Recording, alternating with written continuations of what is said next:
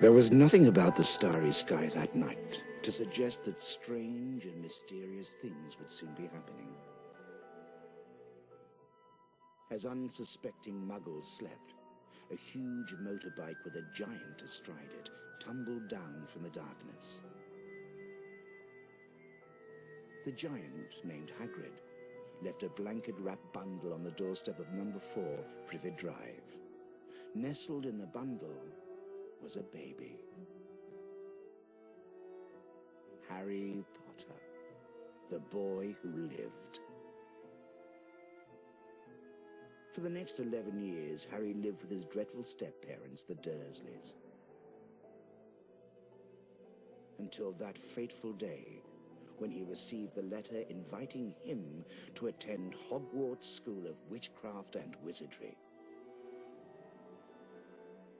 Hagrid took Harry to Diagon Alley to purchase a most unusual list of school supplies.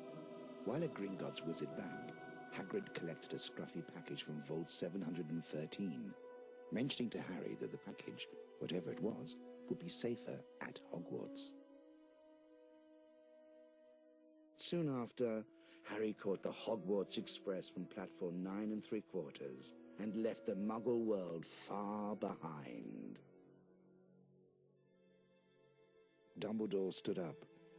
This term, the corridor on the 3rd floor is out of bounds to everyone who does not wish to suffer a most painful death.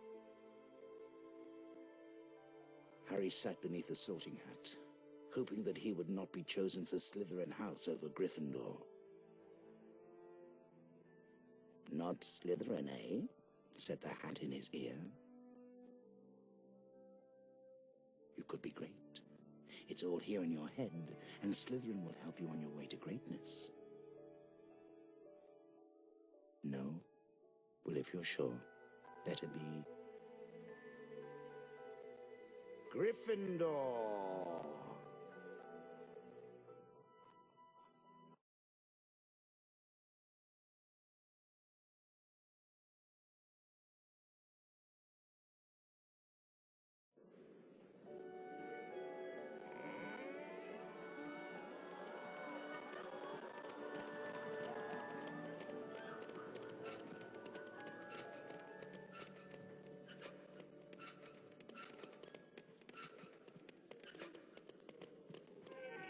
Welcome to Hogwarts School of Witchcraft and Wizardry. I am Albus Dumbledore, your headmaster. Now, Hogwarts is full of secrets, Harry, so search behind every door. But keep in mind, not all secrets are rewarding. Only this morning, I took a wrong turn and stumbled upon a room full of chocolate frogs. But alas, when I returned, they'd been replaced by a nasty horde of fire crabs. Now, up the stairs and off to your lessons. Don't be late. Okay, hello all you people out there. This is Michael, the 2.5 Stooges, and this is Harry Potter and the Sorcerer's Stone, or Philosopher's Stone, or whatever you want to call it, depending on where you live and what it's called there. So, a long time ago, back when I first started YouTube a long time ago, excuse me while I go adjust the controls here, let's bring the mouse speed down a little bit too much. I don't really like it when I just move the mouse like half millimeter and the view zooms like 180 degrees.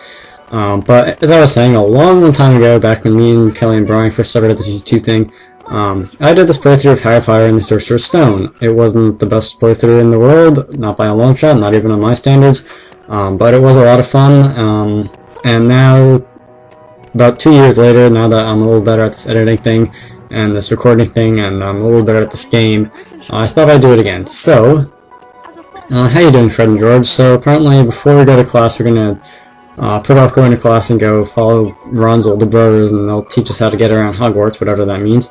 So let's go behind the statue. I like how many walls just randomly open up in this, in these Harry Potter type games. It's kind of funny. So they're going to be teaching us how to climb on bookshelves, okay? Because that's definitely the most important thing that you learn when you're attending your first day at a new school.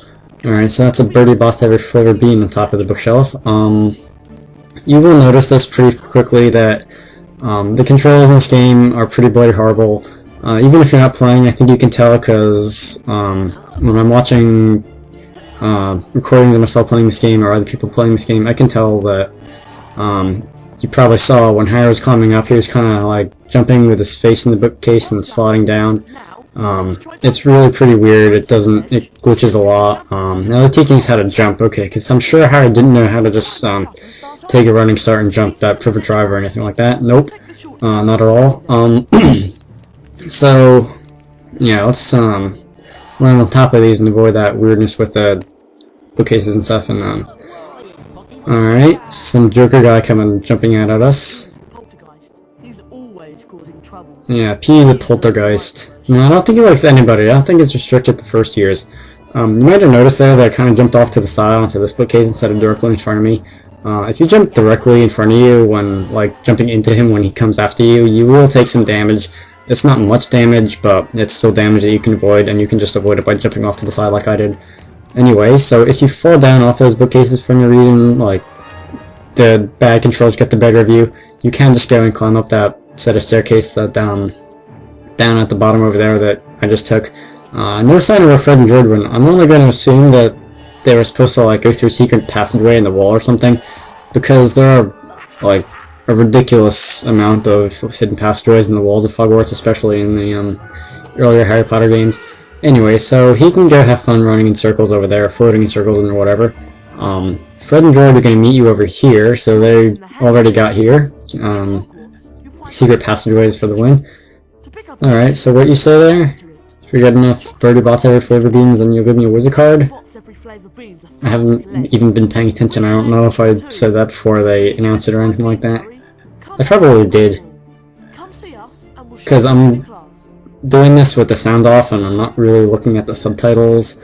Yeah, I have the sound off so I don't get any weird double feedback from commentary or anything like that.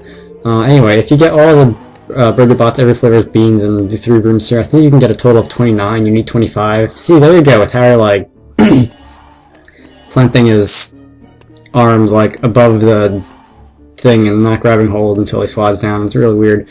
Anyway, so I should have enough here. I don't think I really need to go get these 4 beans on the side. Yeah, I have 25. I'm going to do it anyway, just because I can. And that was a chocolate frog over there on the ledge. If you take any damage from P, you can just eat the frog and recover it off. I don't really feel like doing that for now anyway. Let it live. Let PJ get a little bit less mad at me for playing so much Pokemon or something like that. Anyway, alright, so that's all of them. Now let's be a little moving on and go talk to Fred and George. Okay, so Fred, he's the one with the wizard card. He's always the one with the wizard card, it seems. I don't know. Every time you see these guys and they have a wizard card for you, it's Fred that has it. Alright, so anyway, he's going to go and make it appear out of thin air. It's a piece of cardboard that's bigger than like all 3 of our heads combined or something like that. Alright, so these wizard cards, you may notice here that there are a number of glitches you can do with them. With like, you see you have the cutscene that plays when you walk into them. Depending on like how you walk into them, like if you jump, you can get some really weird looking movements from Harry there, like lying down or sideways or like on his knees, except not. And I'll try and show a couple of those in this playthrough because I think it's funny. Anyway, you guys, green guys. I don't know why I called you green guys since you're hardly wearing any green actually. And you do well to show me respect. These are my fellow Slytherins, Crabbe and Goyle. Naturally, we Slytherins are going to win the House Cup and the Quidditch Cup. You better stay out of our way, Potter. Let's go, boys. Alright, they seem nice. Hello, Harry. You better stay out of our way. Yeah, they totally seem nice. Alright, so let's see. Hermione Granger. Yeah, you played a kind of a big role in the books, I think, but no spoilers. Anyway, so what's this? This is Professor Quirrell's class. I almost forgot his name there. Defense against the dark arts, and we're going to be learning what? Flipendo spell? Sorry about that cough there. So this is kind of a weird method for learning your spells. You have to actually manually trace the symbol on the screen, like with your mouse. It's kind of weird. I'll explain it a little more as you see more of it. You see this red line and the timer at the bottom and the pass mark at the bottom now. there are 4 rounds of this. Every time you have to trace the symbol with a certain amount of accuracy that increases every round. And the 4th round is you need 95%, which is kind of a lot. Even I don't get it all the time after playing this game for how many years. But, alright, let's be a little more careful there. You're allowed to mess up as much as you want on the 1st round, but after that, if you mess up on the 2nd and 3rd round and don't get the required amount, then the lesson will end and you'll automatically go to the challenge, and well, that's too bad. Anyway, so that looks reasonably good, 92%. Okay, so it's going to be getting a little bit more complicated from here. I guess I'll take this opportunity of pretty much the same thing for 3 more rounds to explain this playthrough a little more, if I were to call it that. You probably noticed the sidebar things that I was using earlier. I don't think most people would use sidebars for any type of Harry Potter action adventure kind of game, but I thought, why not? I do like making them, believe it or not, and there is some useful information that I could put out of it, like, as you saw earlier, the wizard card that the wizard card that you get in the area. Okay, that's kind of important, I guess, and well, probably more important for me. Like I said before, I like making them.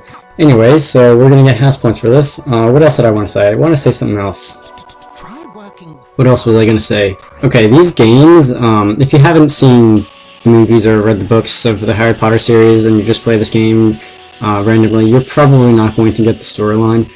The first time I played this, I'd already read the books and seen the movies and all that fun stuff, and I was like, yeah, I know where this is going. This is like Hagrid, this is Dumbledore, this is whatever.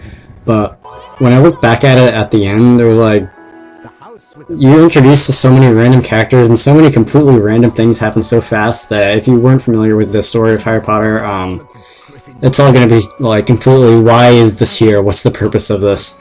So if anyone watching this hasn't done that, if they're not familiar with Harry Potter, I would suggest you do that. It's good books and movies anyway, so there's no reason not to, if you're going to play this game.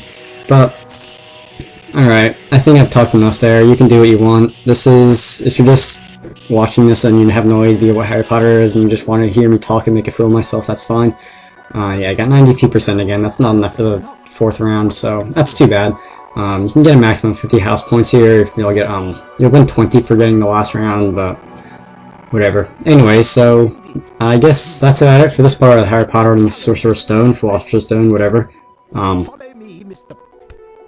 Join me in the next part where we will be taking on the Flipendo challenge here and exploring a little more and learning about what we can do and stuff like that. Rate, comment, subscribe, watch some other videos, and see you later.